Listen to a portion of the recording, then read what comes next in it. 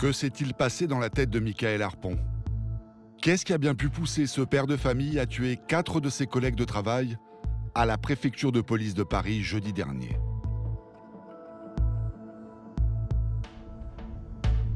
À Poitiers, nous avons rencontré Anthony. Il l'a côtoyé pendant plus d'1 an. Comme Michaël, Anthony est malentendant. Ils se sont rencontrés lors d'un stage pour devenir professeurs en langue des signes. Tous les deux, on était très soudés pendant la formation. C'était super. On rigolait ensemble. Puis quand la formation s'est terminée, on s'est perdu de vue. Car il voulait continuer ailleurs, dans un autre centre.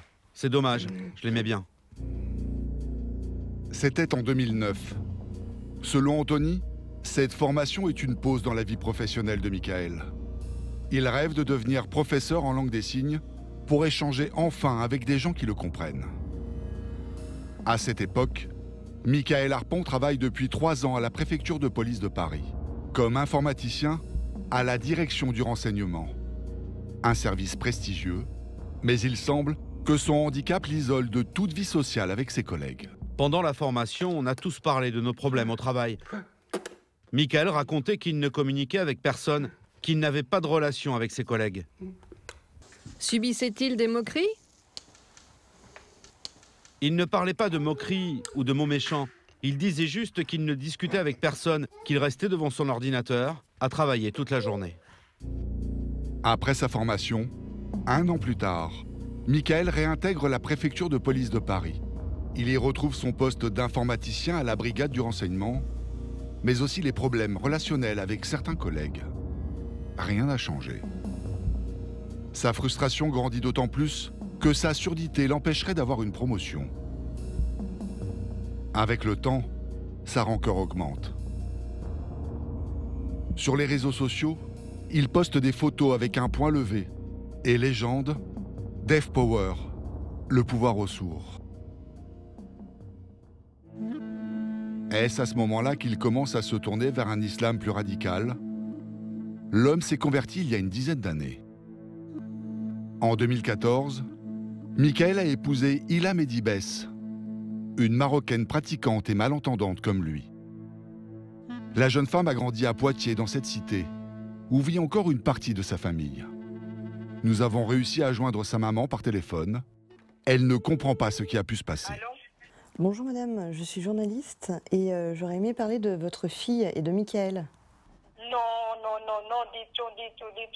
du tout, madame. Moi, je savais pas, je crois que de maintenant, je ne suis pas au courant du tout. Et vous le connaissiez, son mari?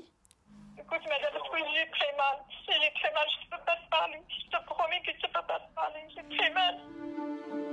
Michaël et Ilham Harpon ont 2 enfants, un petit garçon de 3 ans et une petite fille de 9 ans.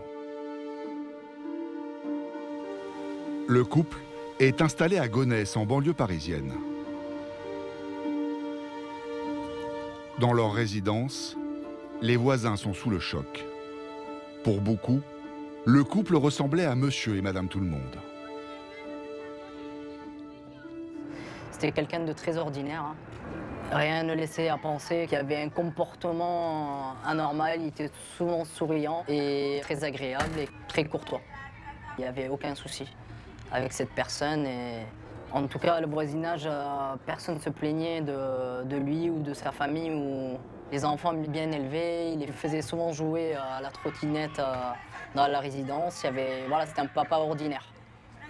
Un voisin exemplaire et un papa ordinaire. C'est pour ça, je pense, dans la résidence, on est tous choqués hein, d'apprendre que c'est lui qui a commis ces faits. Vous n'aviez même pas vu qu'il était pratiquant? Ah, du tout, non. Il n'avait pas les signes de la radicalisation. Un autre voisin et ami du couple n'a pas du tout la même version. Il a vu Michaël changer, devenir extrêmement pratiquant, à tel point qu'il disparaît les week-ends pour aller prier. Quand elle était de repos, il n'était jamais avec elle. Elle me disait, il est parti à la mosquée. Tous les samedis, elle restait toute seule avec ses enfants. Après, elle me disait, son mari partait à la mosquée. Il passait ses journées là-bas? Pour moi, oui, mais elle ne va pas à la mosquée. Hein. Je sais qu'elle fait beaucoup de prières, elle aussi. J'ai dit, tu vas, toi? Elle me dit, non, il n'y a que lui. Effectivement, Michaël n'a pas beaucoup de temps pour sa famille. il fréquente une association musulmane antillaise, connue pour son prosélytisme. Et il ne prie pas non plus dans n'importe quelle mosquée. Il va à la Fauconnière, tout près de chez lui. L'endroit est connu pour avoir accueilli les prêches d'un imam salafiste très controversé, à tel point que le religieux aurait même failli être expulsé de France. Les fidèles refusent de répondre à nos questions. Nous tournons en caméra discrète. Pour eux, Michael Harpon n'était pas radical et la mosquée n'est pas salafiste. C'est l'obligation de faire la prière. Parce que lui, il venait tous les matins, tous les soirs. Il venait tout le temps. La prière, c'est normal. Il est venu prier normal. Il venait le matin, il venait le soir, régulièrement. D'une manière globale, au niveau de la mosquée de Kounes, ces fréquentations sont des fréquentations correctes, respectueuses de la religion et respectueuses des gens qui sont là, des fidèles. C'est un gars d'une manière globale respectueux. Apparemment, cet homme en rouge a vu Michael Harpon le mercredi et le jeudi, quelques heures avant qu'il ne commette son attentat à la préfecture de police de Paris. Moi, je l'ai vu ce matin. Ce matin, la prière du matin, vers 6h. Vous l'avez senti, vous l'avez cassé? Rien, normal. Il est parti, il a dit bonne journée, on se voit, il est parti. Ce jeudi matin, Michael Harpon quitte la mosquée pour se rendre comme tous les jours à son travail. Il arrive à la préfecture à 8h58. Aujourd'hui, la préméditation ne fait plus aucun doute. L'enquête de police permet au procureur antiterroriste Jean-François Ricard de retracer le parcours du tueur minute par minute. Dans le téléphone de sa femme, les policiers ont découvert que, entre 11h21 et 11h50, le couple a échangé 33 SMS. Au cours de cet échange, l'auteur des faits a tenu des propos à connotation exclusivement religieuse, qui se sont terminés par ces deux expressions. Allahu Akbar, puis suis notre prophète bien-aimé Muhammad et médite le Coran. À 12h18, Michael quitte son poste de travail pour se rendre dans une boutique rue Saint-Jacques. Là, il achète 2 couteaux. Un couteau de cuisine métallique, d'une longueur totale de 33 cm, muni d'une lame de 20 cm, et un couteau à huître. À 12h36, il rejoint la préfecture avec les 2 armes blanches sur lui. Il sait qu'il ne sera pas fouillé. Car ici, le personnel n'a pas à se soumettre à cette mesure de sécurité. À 12h53, Michael Harpon se précipite sur ses collègues de bureau. Il en tue 4 et en blesse 2 autres. L'auteur a blessé mortellement à l'arme blanche 2 personnes qui étaient restées afin de prendre leur repas. De les autopsies réalisées à la suite de ces décès attestent d'une scène d'une extrême violence. C'est un gardien de la paix stagiaire qui le stoppe net dans sa folie meurtrière en tirant 2 coups de feu. Le tueur est l'un des leurs. Aucun policier n'aurait imaginé vivre un tel scénario. Tout le monde était en train de pleurer, tout le monde était sous le choc. Donc ouais, c'est dur. C'est dur. De venir au boulot et de savoir qu'on va pas rentrer à la maison le soir même, penser aux familles aussi, ouais, c'est compliqué. Alors que la perquisition du domicile de Michael Harpon à Gonesse est en cours, son frère, qui est gardien de la paix, arrive paniqué. C'est grâce à lui si en 2006, Michael a pu intégrer la préfecture. Je vais chez mon frère. Il s'appelle comment, votre frère? Michael. D'accord. J'entends des choses Vous avez bizarres une là. pièce d'identité ou pas? Rentrez, monsieur, s'il vous plaît. Entendu par la brigade criminelle, il sera rapidement relâché. Mais comment un homme de la direction du renseignement a-t-il pu se radicaliser sans que personne ne s'en aperçoive? Quelles ont été les failles? Ce service est réputé pour être l'élite des renseignements généraux. Ces hommes sont formés pour repérer, observer, écouter et anticiper les actes de terrorisme. Pourtant, l'un des leurs s'est radicalisé sous leurs yeux. Michel Fine est journaliste. Elle a réalisé en 2015 des images exclusives dans ce service. Elle nous explique que les terroristes comme Michael sont extrêmement difficiles à démasquer, car ils n'appartiennent à aucun groupe d'extrémistes. Les enquêteurs les appellent les signes faibles.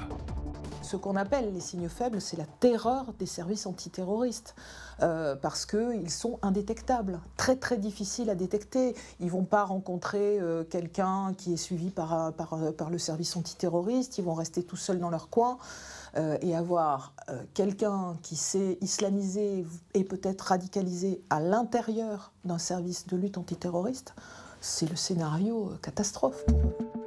Pourtant, en 2015, les collègues de Mickaël auraient pu se douter que quelque chose avait changé chez lui. C'est ce que nous raconte Adrien Cadorel, journaliste spécialisé police-justice. Dans les semaines qui ont suivi les attentats de Charlie Hebdo, plusieurs collègues de Mickaël Harpon vont effectivement témoigner qu'il aurait eu, d'une manière ou d'une autre, en tout cas, des paroles, si j'ose dire, légitimement pour le moins, des attentats qui venaient de se faire. Mickaël Harpon avait lâché devant les policiers « Je comprends les actes terroristes de Charlie Hebdo ». Bizarrement, aucun collègue n'a jugé bon d'inscrire cette information dans son dossier. Conséquence, aucune enquête n'est ouverte alors que Mickaël Harpon se radicalise tous les jours un peu plus. D'ailleurs, il ne se cache pas. Sur les réseaux sociaux, il partage des vidéos qui parlent du sort des Syriens, de la Palestine, et suit des pages de prière des plus tendancieuses.